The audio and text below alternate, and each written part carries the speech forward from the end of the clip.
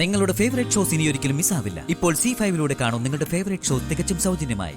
വസുമതി, എന്താ എന്നെ കൊണ്ട് നിങ്ങളൊക്കെ കൂടി പറയിക്കുന്നതാ രാഘവേട്ടാ. അല്ല,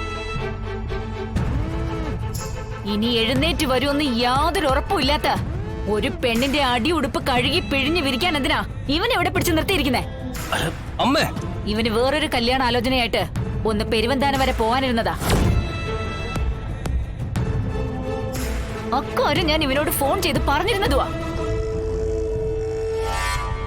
വ്യാഴാഴ്ച ഓർമ്മയില്ലേ അർജുൻ നിനക്ക്? രാഘവേട്ടന്റെ സങ്കടം എനിക്ക് മനസ്സിലാവും. ഇതെപ്പോ വേണമെങ്കിലും ആർക്കും സംഭവിക്കാം.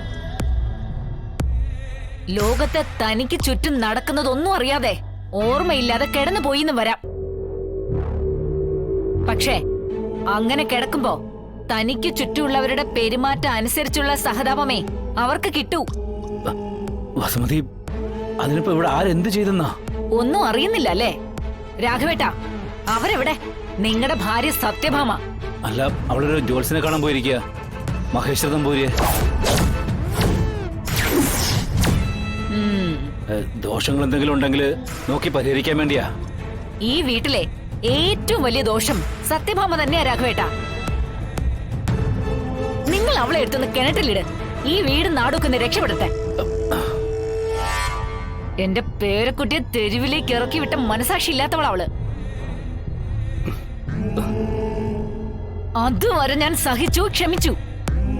പ്രീതിയെ, ആ പാവം പെൺകുട്ടിയെ ഓർത്തായിരുന്നു എല്ലാം. എല്ലാം കലങ്ങി തെളിയൊന്നും ഭാമ സുസ്മിതയുടെ തനിനിറം തിരിച്ചറിയുന്നുമായിരുന്നു എന്റെ വിശ്വാസം. പക്ഷേ ഭാമ ഇപ്പോഴും അവളുടെ മകളെ അപകടപ്പെടുത്തിയ സുസ്മിതയുടെ കൂടെയാ.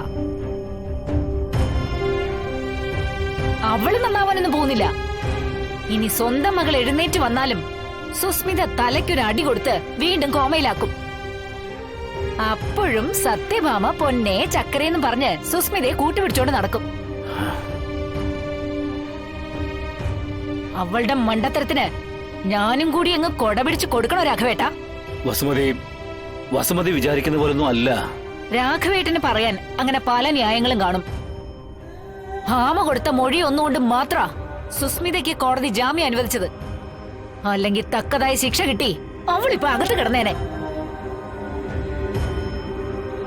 അവളുടെ പിടിപ്പുകേടുകൊണ്ട് എന്റെ മകൻ ജീവിതത്തിൽ ആദ്യമായിട്ട് ഒരു കേസിൽ തോറ്റു.